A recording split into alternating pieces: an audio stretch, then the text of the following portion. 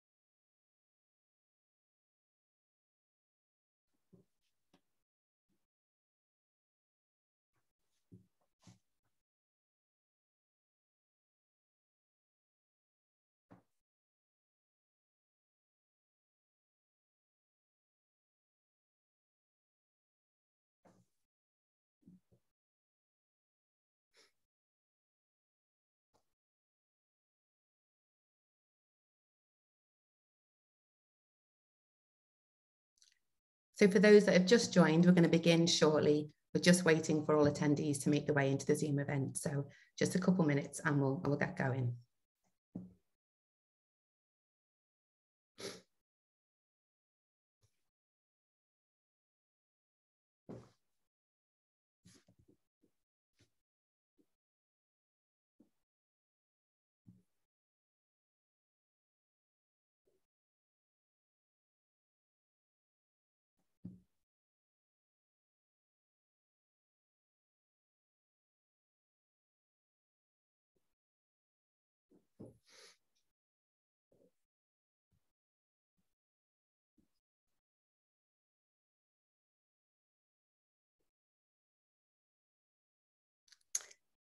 Okay, hello and welcome to the latest event from the Digital Good Network. I'm Rhianne Jones, the Industry and Practitioner Engagement Lead, and also a lead for responsible innovation in BBC Research and Development. So I'd like to start by saying that this event is being professionally live captioned. So if you would like to have captioning on, you can select the option for captions using the Zoom toolbar at the bottom of the screen. There is also a live stream of the transcript, and details of this should be coming up in the chat around about now. And a big thank you to Kim for providing these captions for us today. So for everyone who's joining with audio only, I'll give a brief visual description of myself. I'm a woman in her very late 30s with mid-length brown hair and big, large, round black glasses, and my pronouns are she, her. Before we begin, just a couple of points of housekeeping. This event will be recorded and be available on the website shortly after the event. All our panelists today are going to speak for around 5 minutes each, and then we'll open up for a discussion and take questions from you, the audience. Now, these questions can be asked through the Q&A function on Zoom. And we'll share those questions with everyone as they come in during the session. We do ask you not to put the questions in chat, but please do ask questions because we'd really like this session to be interactive. For those of you who don't follow us already, you can find us on Twitter, Mastodon and LinkedIn at Digital Good Net. So please do give us a follow. And today we'll be using the hashtag Digital Good. So I am delighted to be joined by several members of the Digital Good Network team. We have Helen Kennedy, the director of the Digital Good Network, who is joined by Scott Hale, who is our emerging methodologies lead, Jonathan Corpus-Ong, our internationalization lead, Dan Richards, our technology translation lead, and Abby Millings, our resilience challenge leader. They will each be talking about their research and its connections to the digital good, our current funding call, and our upcoming summer school. So I'll ask them each to introduce themselves briefly as they start to open up with their remarks. But to get underway, I'd like to hand over to Helen Kennedy for an introduction into today's session. Helen, over to you.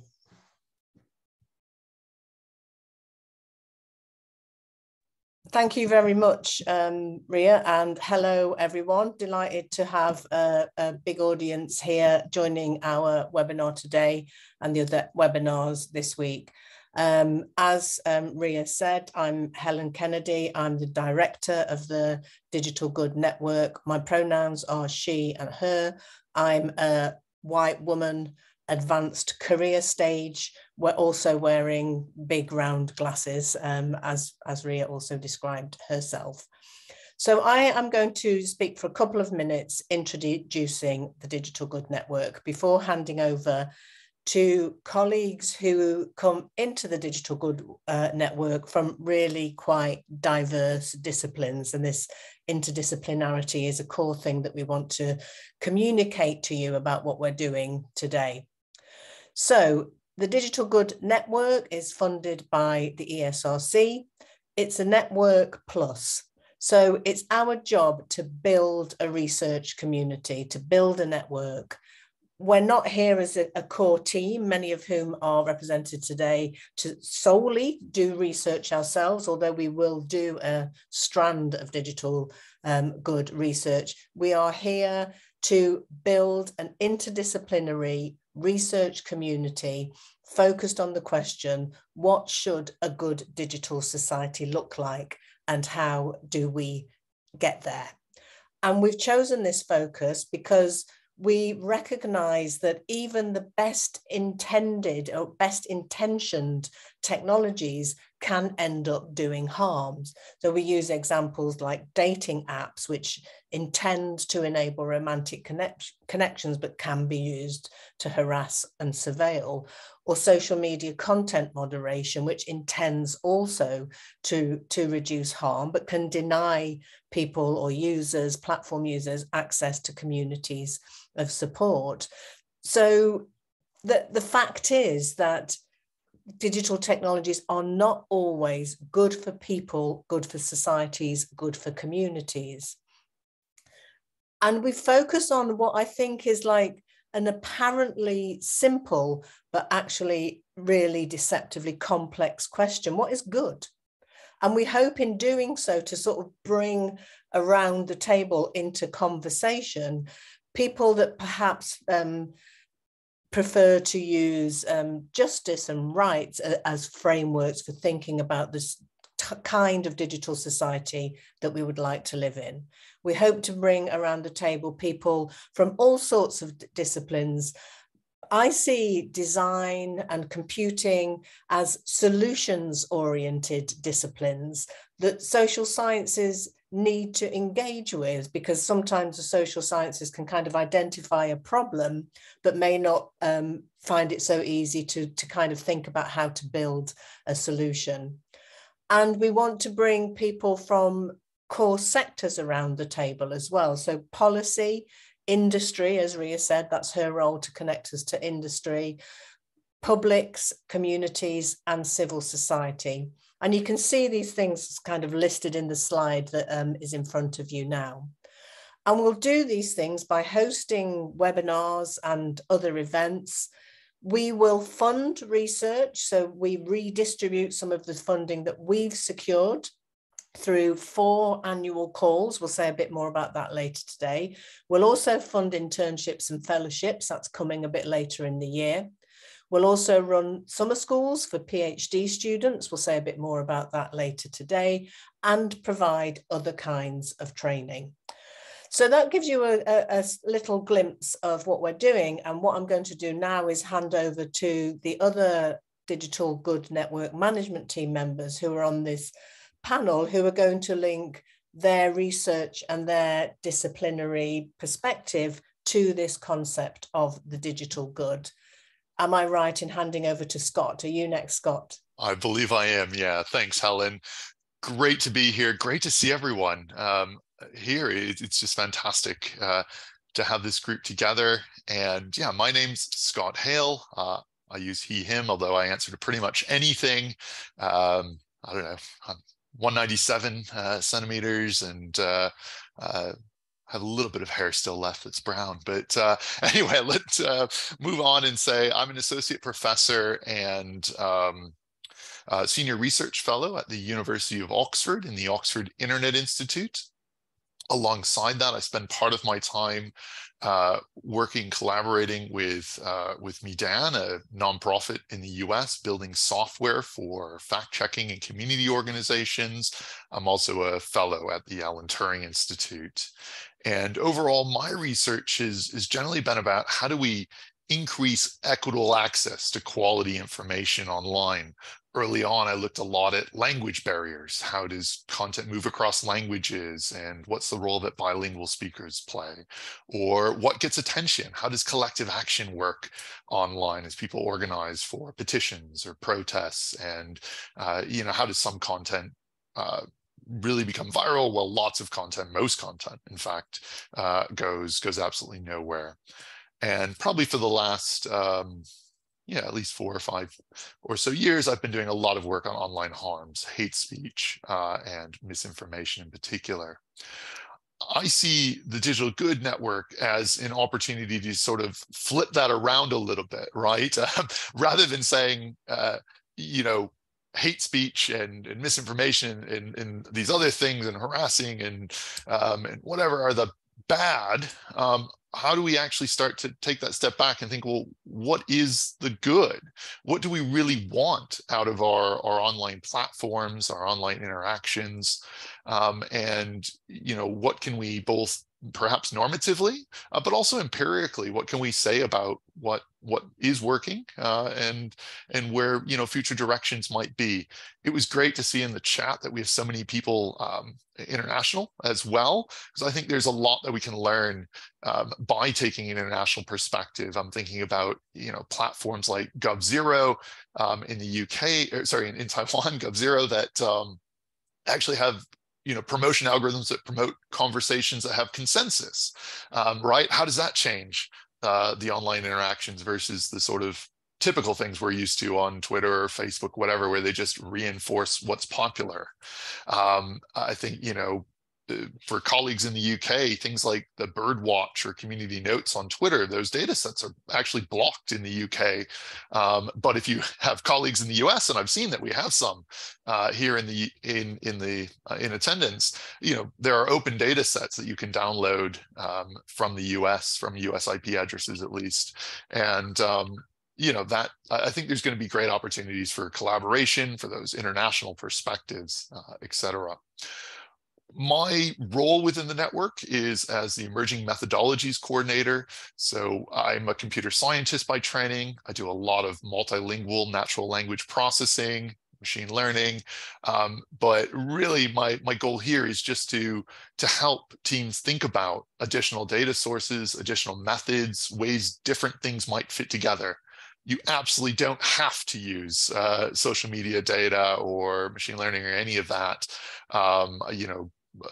Fantastically designed and thought out qualitative research can be far better, or will be far better than some quickly thrown together social media data set that sort of has a doesn't have a clear question or desire for what we're doing. But I do think there's going to be great opportunities where we can bring quant and qual together and just start seeing, and examining this question of what do we really want out of our online interactions? How should we be designing platforms to achieve the good that we want? So I'll hand over to Jonathan to continue our introductions, but looking forward to questions from everyone. Great. Well, thank you, Scott, and thank you everybody for being here. It's great to see everyone here today. I also see a couple of friends and some Twitter friends joining us today, so thank you so much. I am Jonathan Corpus Ong. I'm Associate Professor of Global Digital Media here at the University of Massachusetts at Amherst. I'm Filipino-Chinese. I'm a mid-career scholar here based in the US. I'm zooming in from Amherst, Massachusetts, and there's lush plants and crystals in my Zoom background. So thank you, everybody. So how does my work connect with the Digital Good Network? So my work has been consistently engaged with normative questions from the very beginning. And so my early research was actually looking at media representation and also media audience practices and thinking about the term of ordinary ethics, the lay moralities that people have when it comes to how they engage with media narratives and media technologies around them. And my research is focused on my area studies expertise is the Philippines and Southeast Asia. So theorizing from the global South and thinking about normative questions and, challenging assumptions as to where we make these judgments from. Who is it that we imagine as engaging with some of those ethical tensions?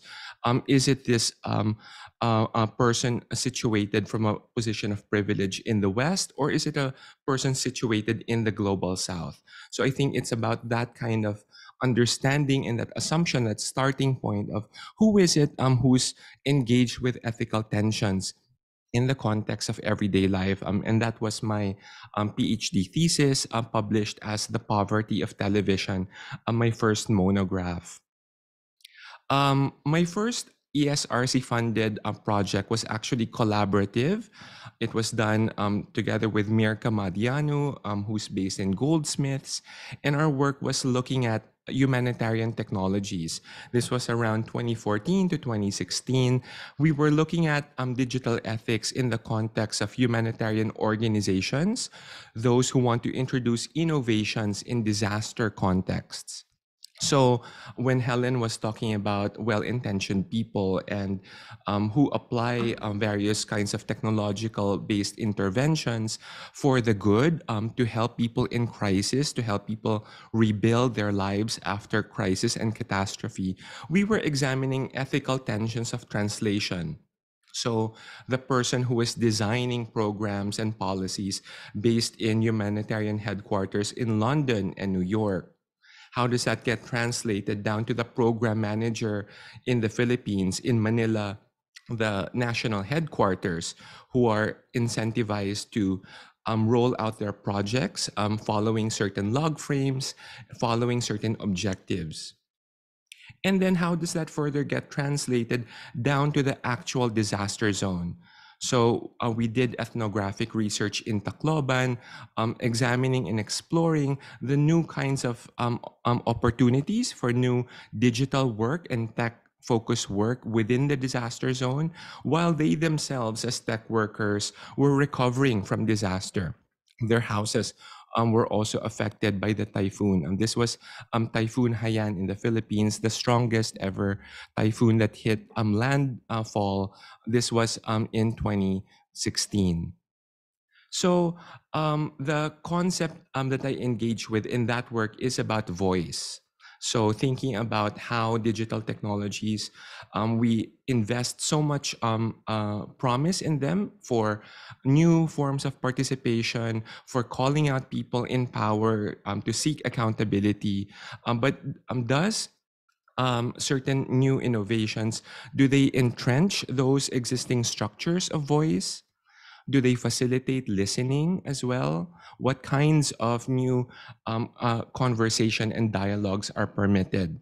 So I hope, these kinds of projects, I'd be looking for similar kinds of projects that grapple with issues of translation work and the complexity of well-intentioned programs. How do they actually get manifested on the ground? What new tensions arise from actually having to grapple and grasp with harsh reality of people actually living in crisis? So some of you here might know my more recent work on digital disinformation. So this one focuses more on the bad, the new forms of digital harms affecting communities. I look specifically in elections in the Philippines, increasingly also looking at elections in other countries, including here in the United States, how certain narratives target certain minority populations. I have a side project with Scott actually looking at Asian American communities and how they grapple with both hate speech on one hand and misinformation. But still in this kind of work, I love to also deal with the gray areas. So going beyond neat binaries of good and bad, really complexify these things, right? So thinking about the investments that people have with certain groups, with certain political parties, trying to use interviews as well to understand the deep stories of different kinds of people. What are their anxieties and resentments toward the media, toward establishment institutions? What are the social, historical, economic factors that inform these kinds of resentments? So really to understand the deep stories of people using ethnography, having a sense of empathy and openness to understand and situate people where they are. I think that's a kind of research that I am very excited about, and I would encourage folks to pitch to us here in the network. So we're really keen to collaborate with you. I'm the internationalization lead, and while I acknowledge that the ESRC funding frame has certain limitations and that kind of at least for this round of applications, I would love to find ways and explore ways to involve you in certain teams that allow you to access our different funding opportunities. So thank you so much. And I would like to turn it over now to Abby. Thanks, Jonathan. Okay, so hi, I'm Abby Millings. I'm a white woman with dark hair and I'm wearing glasses. I'm an associate professor at Sheffield University. I'm a psychologist and my interests fall into two broad themes. Firstly, I look at close interpersonal relationships, and by this I mean family relationships, romantic relationships, friendships, and how these play out in the digital space. And secondly, I'm interested in the use of digital technologies to support mental health, well-being, and resilience. Having said I'm interested in two things, my slide here shows a Venn diagram with three interlinked circles, so representing relationships, well-being, mental health, resilience, and digital technologies. And I'm most fascinated by this middle section where they all overlap. Next slide, please, Helen. Thank you. So to link my research areas to the digital good, first I'm going to take relationships.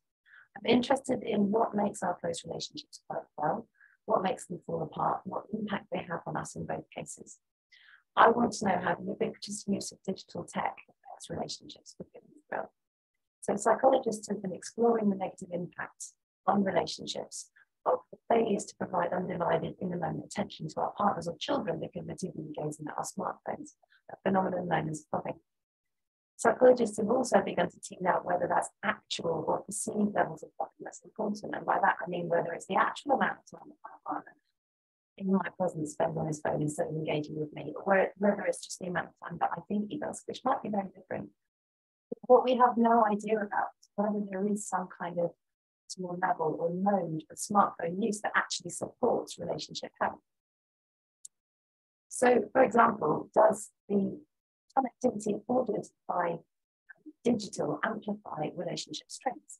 So relationship science tells us the most positive, optimally functioning relationships are mutually supportive. Abby? Partners. Sorry to interject. I'm just seeing on the chat, there's a couple of people who are struggling to hear on the audio. I'm not sure if it's possible to change the stream, but it might be worth just pausing to get it back on track if possible. Unmute, has that made any difference? Unfortunately not. Yeah, I wonder if it's picking up the wrong mic somehow, or One thing we could do is, well, we could pass over to Dan and come back to you, Abby, and give you a couple of minutes. Does that sound good? Yeah. Just to say, some people are saying the captions are good. So, you know, we can follow via the captions if it isn't possible to address the audio issue.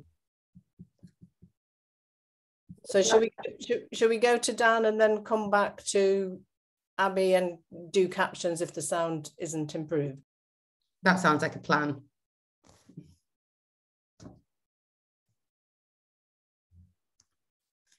Okay, hi everyone. My name's Dan Richards. My pronouns are he, him. I'm a mixed race guy with light skin. I've got brown hair, I've got green eyes, and I'm wearing a grey shirt today. I have slightly less lush plants than Jonathan, but they are still sort of living at least. I'm a lecturer in design at Lancaster University. My role is in sort of data prototyping and visualization. So I'm based in a design research lab called Imagination, but I'm also part of the Data Science Institute. As part of the Digital Good Network, I'm the technology translations coordinator. And so I've got a background that spans design and computer science. And so my previous projects have really involved me working with businesses, that's sort of, small, medium enterprises, organizations like sort of NHS, and trying to use design methods to help them explore ways that they might advance or augment the things that they do using emerging technologies. And so I guess broadly speaking, I'm really interested in the futures of design with emerging technologies. And so what does that mean? So basically, new technologies are opening up lots of exciting possibilities for designers. And we can start to think about introducing more agency into these systems and these things that we're designing, whether that's allowing us to sort of design behaviors, things that maybe can relate to AI that can continuously pull data and do things, basically. It allows us to think about new forms of authorship, but also new forms of experiences and business models. We can start to think about new types of adaptive systems, things that can grow, learn, and evolve over time, maybe sort of capable of predicting events ahead of time, creating sort of mass customization and tailored products and services. And I've done a lot of work around sort of Internet of Things, IoT, so this idea again of using sensors that are on things that are out in the world, streaming this data back, to, creating sort of digital twins and all of this sort of exciting things. And so next slide, please. And so how does that relate to the digital good? So the challenge for designers here, I think, is as soon as you start to engage with this, you sort of get the benefits of that, but you also get all of the challenges, and all those challenges relate to things like mediation, fustigation of sort of data, sort of relationships with that. Around sort of authorship, you've got challenges of the role of the human within these systems, liability and responsibility of decision making. Adaptive systems, we start getting all these challenges around sort of systematic bias and at scale, which is super challenging. As it relates to sort of Internet of Things, we've got tons of issues there around privacy, sustainability, all of this. And so a lot of these themes, relate to the digital goods pillars that we've talked about in terms of sort of equity, sustainability, and resilience. And so that's why I'm really excited to be part of this network. So next slide, please. Okay, so this slide's got some sort of diagrams on it. It's got a big diagram. And so this is trying to sort of very broadly and in a simplified way sort of explain how I see this and why I'm excited about this network from a sort of design perspective. So on the one side, I think there's a lot of social science research that is already there understanding some of these complex issues around privacy, mediation, bias, all of these different things. And then on the other side, we have sort of technologists who are actively sort of producing these technologies and enabling designers to be able to do this stuff. But I think design can act as this bridge between these two worlds. And I think this is really needed. And in doing so, I think we can help support interdisciplinary teams to explore ideas and possibilities and to really think about how we might do things differently. And also to sort of be provoking constructive debate around these different possible futures. And so to me, design can do three main things in this space. I think we're very good at sort of bringing people together as a way of sort of trying to define and clarify challenges and visions. I think we're also good at being able to come up with possible solutions and trying to think, okay, well, so what? Like, what could we do? And producing some things that either embody or allow us to explore this in different ways. And then I think the third one is that we're very good at thinking about how we might evaluate and test some of these ideas in creative ways. And so I'm going to be a sort of big advocate for design-based research within this network. And I'm really excited to see how we could start to do interdisciplinary research together. Shall I pass back over to Abby and see whether her microphone's working?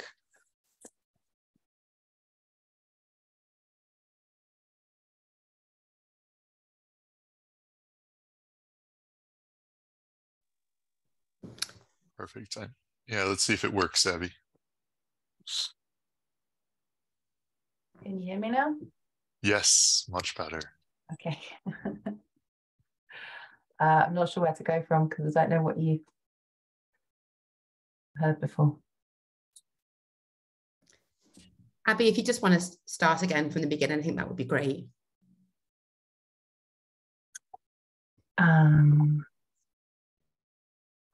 If we have the next slide, I'll go from the next slide. Thanks. Okay, so linking my research areas to the digital good, I'm first going to take relationships. So I'm interested in what makes our close relationships work well, what makes them fall apart, and what impacts they have on us in both cases. I want to know how the use of digital technologies affects relationships for good and for ill. Psychologists have been exploring the negative impacts on relationships for quite some time, such as the failures of our failures to provide undivided in the moment attention to our partners or children because we're too busy gazing at our smartphones. This is known as phubbing.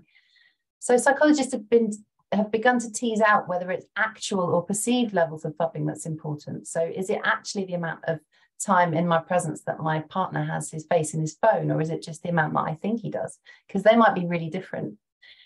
We don't know whether there's any kind of optimal level of smartphone use that might actually support relationships health. For example, does connectivity afforded by digital amplify relationship strengths?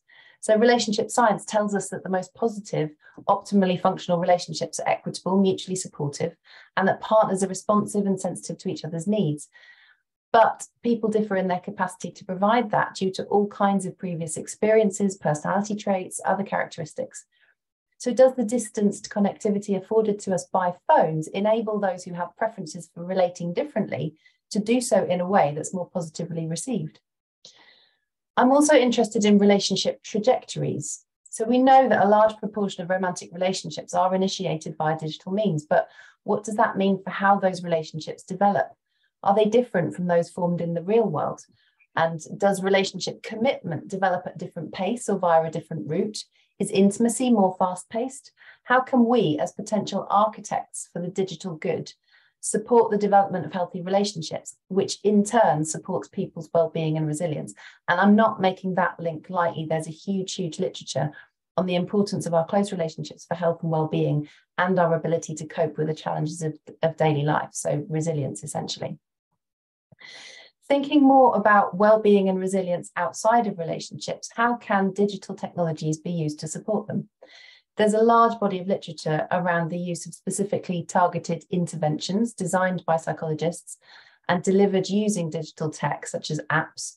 So examples include things like apps to teach and support the practice of mindfulness, or to deliver techniques from cognitive behavior therapy to help people with depression. So e-mental health research is now beginning to include things like virtual reality, gaming, AI, machine learning. All of these things can be used in the service of supporting well-being and developing or delivering some form of psychological interventions for good that promote resilience, support well-being, or treat mental ill health. Next slide, please. So when I think about the digital good, I see vast scope for psychology as a discipline, and I think we can sketch out a number of different ways we can think about people's relationships with and through digital using a psychological lens. So these are just some broad headings, some broad ideas. We might think about individuals' relationships with themselves, mediated by and informed by digital technologies. So examples here might include how self-tracking informs or validates our sense of self and identity, or how it facilitates self-improvement efforts towards health or better management of chronic conditions, how we might select devices and digital services to function as an extension of our sense of self. We also might think about how individuals' relationships with other individuals is mediated by digital. So the examples here would be how digital tech can facilitate relational continuity over distance, or the initiation of romantic relationships, and how digital tech changes the way in which partners engage in relationship processes. We can also think about individuals' relationships with artificial agents. So examples include the adoption of Alexa and Siri into everyday life, and how the use of this affects family dynamics, how it changes things. We might think about how conversational agents can be used in a therapeutic context, or how embodied agents can be designed to provide emotional support. And then finally, we might think about digital as a landscape, both as an extension of public spaces, but also as a public space in its own right, in which individuals and groups behave, communicate, form, and enact relationships of all kinds. So in sum, whilst I see the concept of the digital good as necessarily interdisciplinary, cross-disciplinary, transdisciplinary, I also see a key role for psychology to contribute here in understanding the nature of individuals, their relationships with others, and the social processes that underpin how we all behave online. So I'm going to stop there and hand over to Dan. Thanks, Abby. Okay, so I'm going to provide a little bit more of an overview of the Digital Good Research Fund. So this is our first call for applications for the Digital Good Research Fund, and it's intentionally broad, this call. I suspect other calls may be more specific and more focused, but this is intentionally broad. And the reason for that is that we want to invite researchers to help us lay the foundations for this network and for the sort of digital good index that we have in mind. And we want to also provide a sort of rich interdisciplinary debate for the first annual showcase that's going to take place on the 18th and 19th of January, 2024. And so, I mean, in some ways, this is an exciting part of the journey for us, in that for the last few months, this network has been quite small. It's been the core team here, and now this is starting to open out in, to all of you and beyond. And so the reason this is intentionally broad is we really want you to be able to help us, tell us what you imagine this being. And so when we talk about, we want to invite proposals that are going to help us explore how the digital good is defined and the terms that we use to discuss it. So even within our core team, we have very different terminologies. So how should we be talking and describing the digital good? So proposals that think about that will be interesting and useful. Also, proposals that test methodological innovations for the digital good are invited. Again, there's so many different disciplines represented on this chat today. It's amazing to see. And so again, how do you think we should be approaching this? We want to explore how to evaluate digital good across different technologies, dimensions, and perspectives. Again, how should we be doing that? And we also want to really connect researchers to communities and organizations that are external to academic research. And so how do we do that? And so the proposals here can be original research, or they can be activities that start to build connections with communities, policymakers, or practitioners. And if you want a sense of what that might look like, please check out some of our research our profiles, and have a look at the sort of work that we do. But also, we really want to make sure that we are not just sort of replicating people that are already part of our team. We really want this to be as inclusive as possible. So please see this as an invitation to tell us what you think this should be. In terms of application deadline, that the applications are due on the 28th of April, 2023. And there's also going to be an online sandpit on the 27th of March. So if you'd like to attend that, you need to submit your expression of interest by the 14th of March. So that's not very much time. But this sandpit is going to be an opportunity for you to meet with other researchers and also people that are external, other parties that may want to sort of develop bids together. So two important things to note here are that there's no guarantee of funding by attending this sandpit.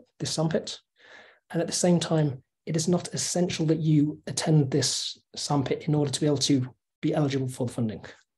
So this is a purely sort of optional thing, but we think it will be really useful for helping people come together, meet, and sort of network, but also develop bid ideas.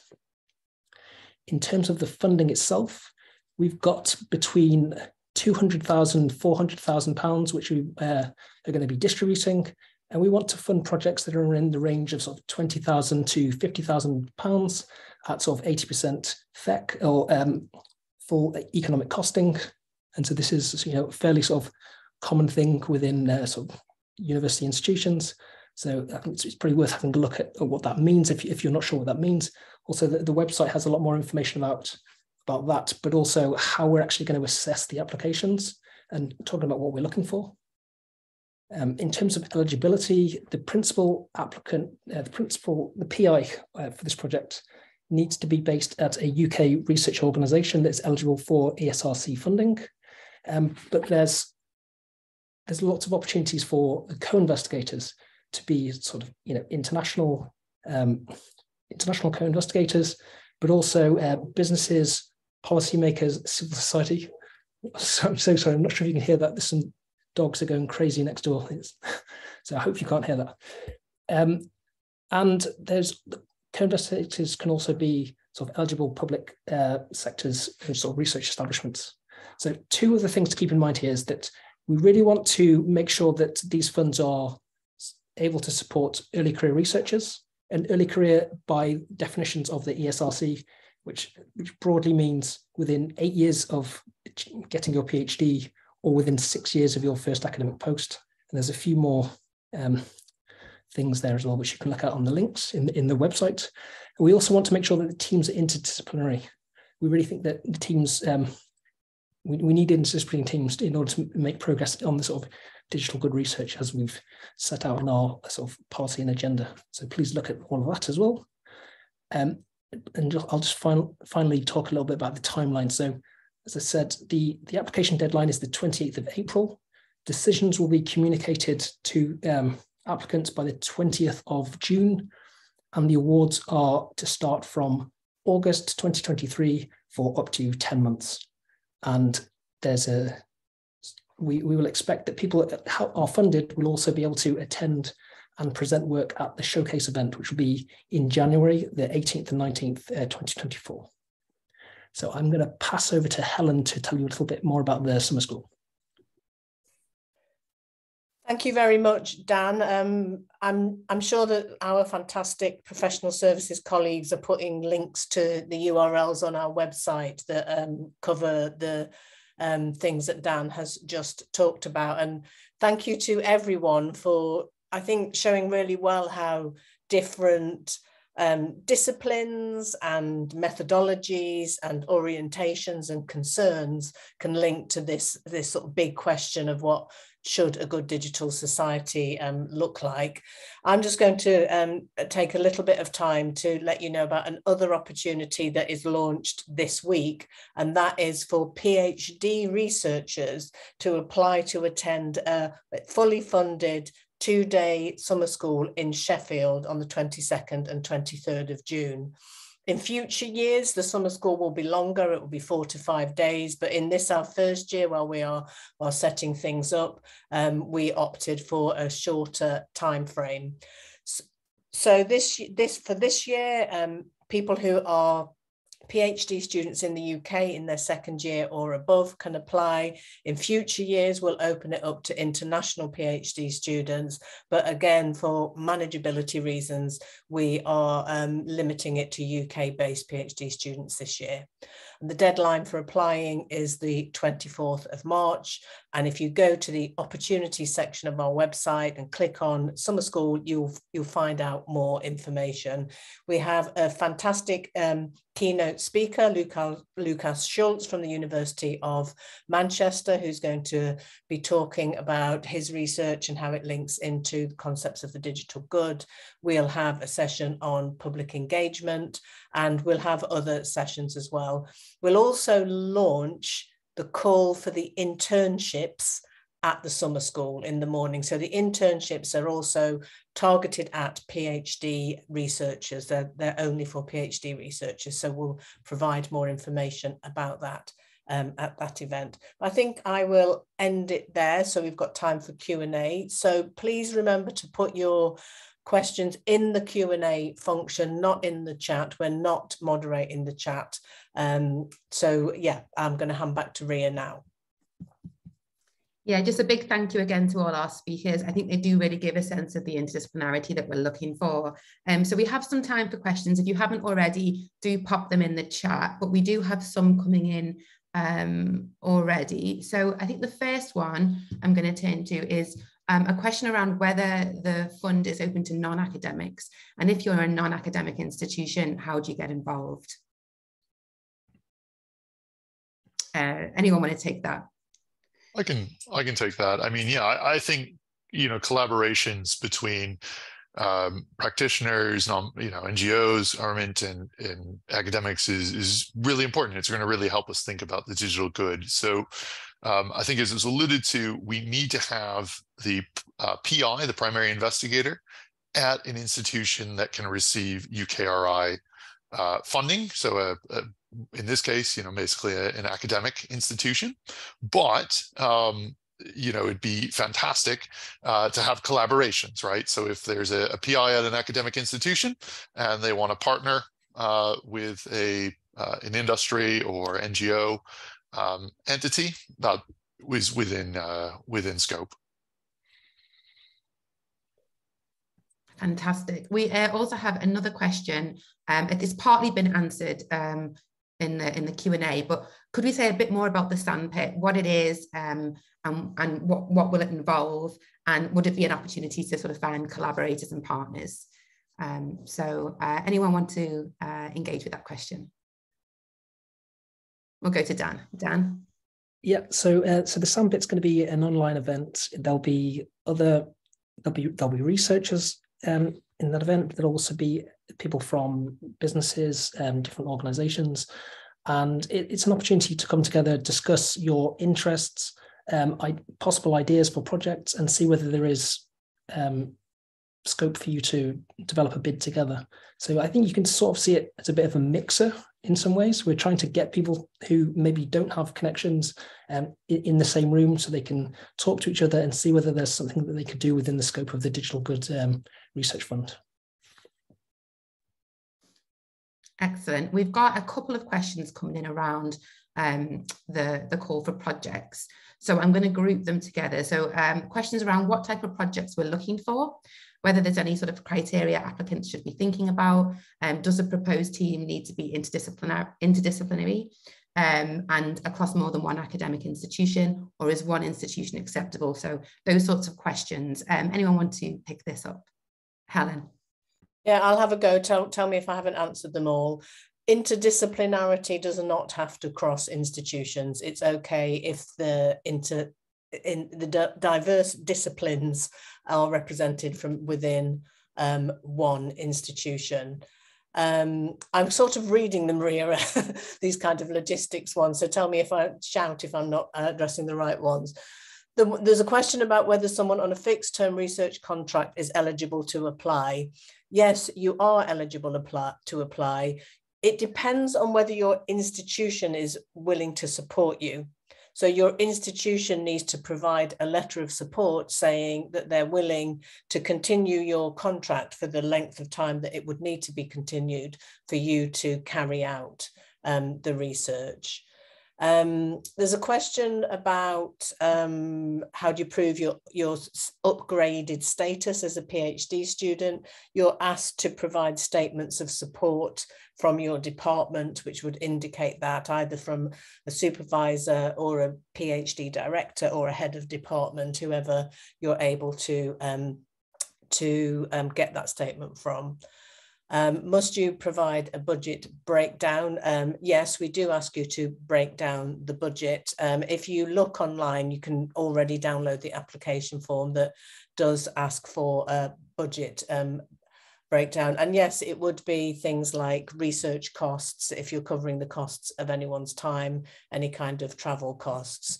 We ask people that are funded by the Digital Good Research Fund to attend the showcase event in the January of the subsequent year. So 18th and 19th of January, I think, are the dates that Dan read out. Those costs would be covered by the network. You wouldn't need to include those in your costings.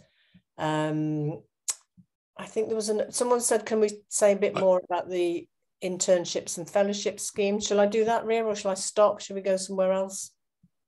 I had that on my list, so if you want to turn to that now, then yeah, that's good. Shall I do that, folks, or does anyone else want to come in? happy for you to take that one, Helen. I wanted to return to the fixed term research because there was a second half to that question, but I can take that after you. Okay. Yeah. So I know the other thing I wanted to answer was how many projects will we fund in the first round? And the answer to that is approximately between 10 and 20, depending on the level of cost of the projects. So internships are targeted at PhD students. They provide a living wage for 3 months to enable you to do an internship for 3 months in a non-academic organization where you can use the research skills that you're developing as a PhD student. We're partnering with certain organizations that will facilitate access to internships. They include Zinc VC, which sponsors venture capital initiatives that focus very much on sort of social good questions around digital well-being, equity, the kinds of questions that concern us in the network.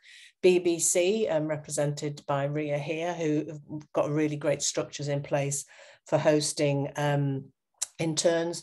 We're also developing a relationship with an organisation, We Are Cast, which is a network of charities, which will also, we hope, facilitate access to internships. But people can bring their own intern idea as well. So we will be able to say, here's some opportunities, but people can come in with their own idea. So we'll launch the call in September, and then the successful applicants will have around a year in which to carry out their 3-month internship. Fellowships are targeted at more early, mid, advanced career folk. We have a modest amount. We will host people to sort of travel internationally, and this is somewhere where we really want to sort of implement our internationalization strategy, which, as Jonathan said, within UCRI and ESRC guidance, there are rules around how international folks can be involved, but the fellowships can really support our internationalization agenda. So they don't cover salary costs, but they could cover subsistence costs, travel costs, research costs, and so on. They can be for several months, but we're also aware that organizations like Zinc have really innovative short-term fellowships, and we want to kind of learn from them and support some of those innovative models as well. So I hope that's tells people a bit more. There'll be more information on our website at the end of this month, even though we're not launching until September. We've done a partial website launch this week to coincide with our events, and there'll be a full launch by the end of the month. That's plenty from me. Let me hand over to Scott. Sure.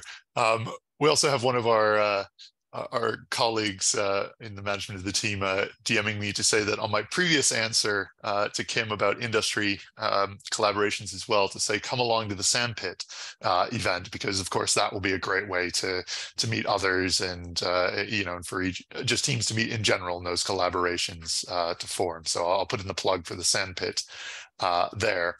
And what I did want to come back in on was just this point on early career researchers or career stage for researchers. I see two variations of that. And one of them particularly asked about, early career, you may not yet have a, developed publication record, et cetera, should you still apply? And I'd say absolutely. We really do want to see people at all career stages funded by the network. And, in particular, we do want to support early career researchers. So when we look at publication record and profile and all of these things, they will be weighed up commensurate with where you're at in your publication stage. So obviously we expect, someone who's had more years after their PhD to have more publications than someone who's just finished it. But we'll look at, in reference to where you're at, what that record looks like, and all the other aspects of the application being weighed. So I wouldn't have that put you off just because you're a new researcher, and equally for anyone at different career stages, we really welcome applicants. Excellent. We have a couple of more project-related questions. A simple one, how many rounds of funding do we have coming up? There's a question around whether we have any criteria for how we will allocate resources to support different sectors or disciplines. And something about the character of applications. So would we, for example, support networking applications or theoretical projects? So there's a couple of questions in there. Feel free to engage with one or more of them. Anyone like to take this?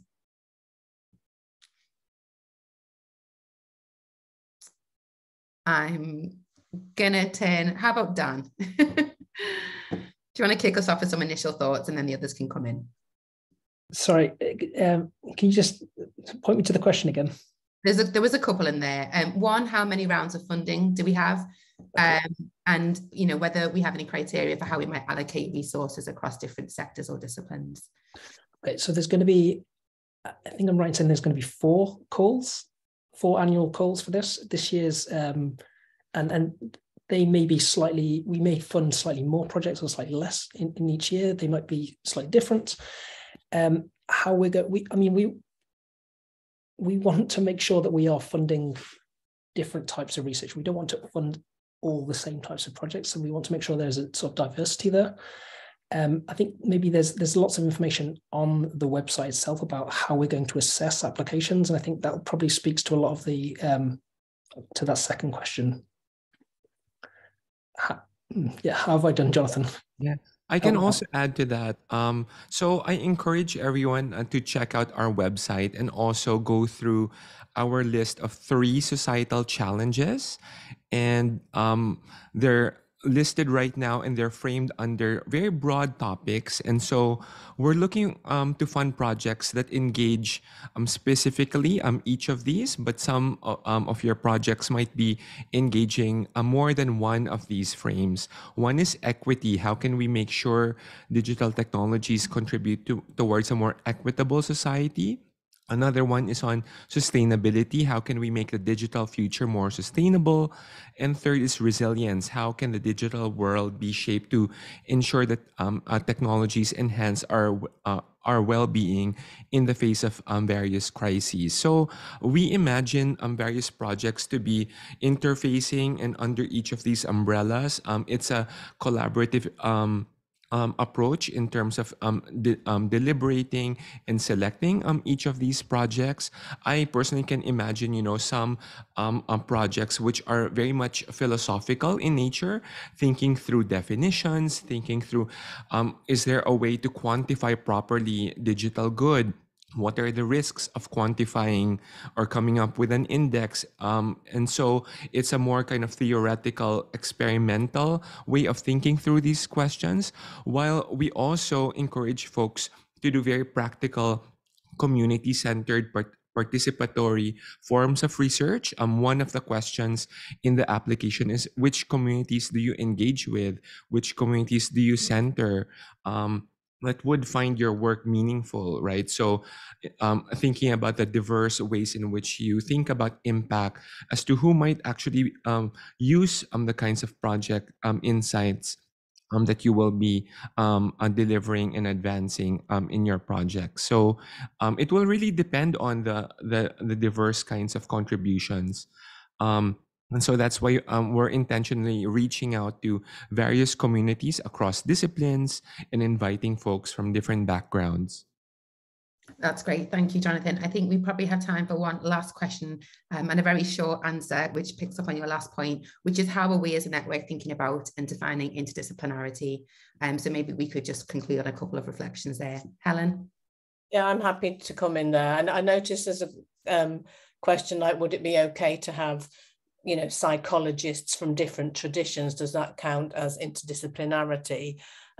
We don't have a narrow definition of interdisciplinarity, but I think, a designer and a social work person working together is more interdisciplinary than 2 psychologists working together. And we, a lot of our aims align with the call that we responded to that wants us to promote interdisciplinary research and develop interdisciplinary research capacity. So I think it's for potential applicants to kind of ask themselves if they think they are kind of genuinely doing interdisciplinary work here. So I think that's how I would respond to the question about interdisciplinarity. If it's okay to just kind of conclude by saying, fantastic questions. We haven't answered them all. We also had some fantastic questions yesterday. We're hoping to take these questions and develop a frequently asked questions document on the basis of them. So hopefully your questions will be answered online really soon. And if not, please come back to us. Somebody asks if there's a named individual to have a chat with about ideas. There will be. We haven't got that name yet, but there will be one person for people to get in touch with. So again, any unanswered questions can be directed to that person. Fantastic. That was going to be my comment, Helen, so you beat me to it. I think we're sadly out of time for questions, so we'll wrap this up. But I'd like to thank our fantastic speakers again, Helen Kennedy, Scott Hale, Jonathan Corbis-Hong, Dan Richards and Abby Millings. And thank you all for attending. The last time I checked, I think we had about 200 participants on the call, which is fantastic. It's been a great turnout. So thank you for taking the time to join us today and to participate in this. Details of future seminars and events will be on our website, and you can join us at the same time tomorrow if you are free at lunch again to hear from some successful early career applicants about what made their application successful. And if anyone did miss yesterday's event on why we need to talk about the digital good, do keep an eye out for the recording. So a final shout out that we are on Twitter, Mastodon and LinkedIn, and do give us a follow. And if you do have any questions in the meantime or want to chat to someone, you can get in touch with us via info@digitalgood.net. So that's info@digitalgood.net. But all that is left to say now is another big thank you for joining us. And if I can, happy International Women's Day from the Digital Good Network team. Bye for now. Thank you, Ria. Thanks, everyone. Bye.